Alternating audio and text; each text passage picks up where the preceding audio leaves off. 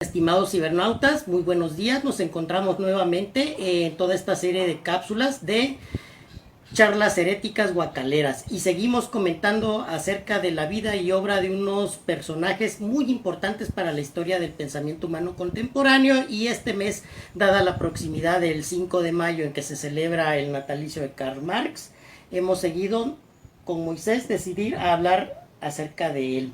Moisés Sánchez López, de la película que hemos visto y disfrutado del joven Karl Marx se han desprendido muchas cosas, y una de ellas es que comentábamos también que él de joven no solo fue un académico y un escritor sobresaliente, también fue periodista, y resulta que escribió artículos de opinión para periódicos europeos y norteamericanos, estadounidenses.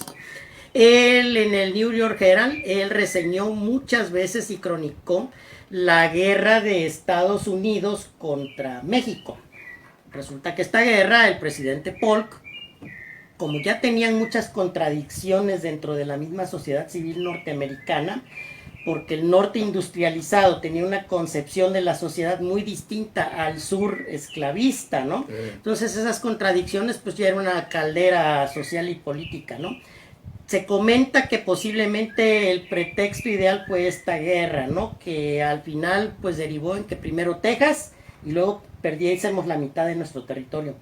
Curiosamente ahí el joven Karl Marx era articulista para el New York Herald y él escribió algunos artículos cronicando esta guerra. Incluso él ahí en alguna ocasión comentó que pues celebraba, ¿no?, que ocurriera esto porque posiblemente le iba a dar a México, ¿verdad?, la oportunidad de entrar al desarrollo, porque obviamente el norte, Estados Unidos, era un universo completamente distinto, capitalista, y ya con la revolución industrial en ciernes dentro de su sociedad. Y México no, pues era una sociedad atrasada, feudal y rural, ¿no? Con la herencia virreinal y colonial todavía a cuestas, ¿verdad? Y no poder definir todo ello. Y ello viene en relación con lo siguiente, Moy. Esta guerra que fue en la década de los 40 del siglo XIX, 10 años después, Karl Marx escribe un libro, La contribución a la crítica de la economía política, correcto, ya a fines de la década de los 50. Y en el prólogo él tiene algunas aseveraciones muy importantes que tienen que ver con este comentario. ¿Qué nos puedes decir de esto, Moisés? Te agradezco bastante, Leopoldo. Quiero que sepas que este material que acabas de nombrar, Contribución a la crítica de la economía política, para los investigadores de las ciencias sociales, siempre harán referencia al prólogo de la Contribución a la crítica de la economía política. ¿A qué se debe la naturaleza de esta afirmación? Se debe a que en este prólogo, que son 3 hojas, Marx fundamenta su metodología de la investigación científica y inicia con esta cita en donde debemos de comprender la profundidad de su significado, y dice así: después de concluir el armarse, construir el arma para conquistar, para desentrañar en un momento los problemas de la sociedad, dice así: mi investigación desembocó en que tanto las normas jurídicas como las formas de Estado no podían comprenderse por sí mismas, ni por la llamada evolución general del espíritu humano, sino que por el contrario radica en las condiciones materiales de vida, cuyo conjunto resume Hegel, siguiendo el precedente de los ingleses y franceses del siglo XVIII, bajo el nombre de sociedad civil, y que la anatomía de la sociedad civil hay que buscarla en la economía política. Entonces, Leopoldo, estamos a la orden, que lo que tú ordenes, ¿qué hacemos? Bueno, aquí incluso pudiésemos traslaparlo a nuestras condiciones actuales, ¿no? En este siglo XXI, que no es lo mismo, ¿verdad?, las leyes, por ejemplo, de una sociedad como China, a las leyes de una sociedad como la británica, o a las leyes de una sociedad como la estadounidense o la mexicana, ¿verdad? Porque tendríamos que entender entonces cómo está constituido, ¿verdad?, el Estado chino, o el Estado mexicano, o un Estado inglés, ¿no? De acuerdo. Me interesa tu pregunta porque hay un documento que lo conocen en el mundo, para América Latina se llama el Consenso de Washington.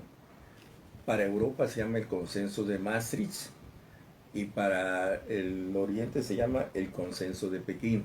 Ojo, en el consenso de Washington se establecen en un momento las normas, las reglas que se van a dar en las relaciones de producción entre México y todos los países. Obsérvese que, por ejemplo, como economía de mercado, el capital lo que viene es a producir riqueza, a acumular el capital. Entonces, en el consenso de Washington se establece que se prohíbe la existencia de las huelgas, que no pueden haber paros. Entonces, obsérvese que esta ley, que este consenso, es un acuerdo que han llegado todos los países para que se norme, para que se regulen las relaciones de producción. Y así, en un momento, para Europa, el consenso de Maastricht. Pero ojo, en el consenso de Washington y en el consenso de Maastricht, la forma de la propiedad privada es fundamental. En el consenso de Pekín, la forma de propiedad social es determinante. Entonces hay un fenómeno, una recomendación muy importante. La ley no determina la realidad, es el desarrollo de la sociedad la que determina el carácter de la ley. Sí, entonces lo que nos quieres decir es que no es que sea capricho de un poder, ¿verdad? Como en nuestro caso, ya sea el ejecutivo o el legislativo, que una ley se está promulgando, ¿verdad? Obedece a ciertas condiciones objetivas del estadio de desarrollo de esa sociedad en ese momento, ¿no? Perfecto, excelentemente bien explicado. De acuerdo, estamos a la orden. Si estamos hablando entonces de estas condiciones objetivas, yo creo que igual acá pudiésemos hablar de las relaciones de producción, ¿verdad? Si nos volvemos otra vez a estas cuestiones que decíamos de que en el siglo XIX un Estados Unidos industrializado y moderno invade a un México feudal y atrasado y rural, obvio las relaciones productivas de ambos países no son iguales, ¿verdad? Así es, así es. Me parece interesante tu afirmación en un principio cuando decías que el norte de Estados Unidos se encuentra más desarrollado que la parte del sur de Estados Unidos. La guerra de secesión precisamente es ese encuentro entre el norte y el sur. El norte privilegia que se siga reproduciendo el esclavismo. El sur lucha porque desaparezca el esclavismo. Entonces, Abraham Lincoln, que es el que preside ese momento el Estado, es el presidente, es quien le toca en un momento abolir en un momento el esclavismo, pero no porque a él se le haya ocurrido, sino que porque el desarrollo, la reproducción del esclavo era tal que ya no era rentable comprar esclavos. Entonces, esa afirmación que hiciste en un principio es muy interesante y le recomiendo a todos los cibernautas, como dices, ver en la película Lo que el viento se llevó. Ah, fabulosa, con la novela, basada en la novela, ¿no? Todos los avatares de Scarlett O'Hara y Red Butler, ¿no? En Tara, que es la famosa hacienda, ¿no? Lo que el viento se llevó. Ajá, sí, con Clark Gable, ¿no? Y Vivian Leigh, ¿no? Todo un hito esa película en su época, ¿no? La Hollywood. No, y sobre todo le van a dedicar tiempo porque se lleva 4 horas.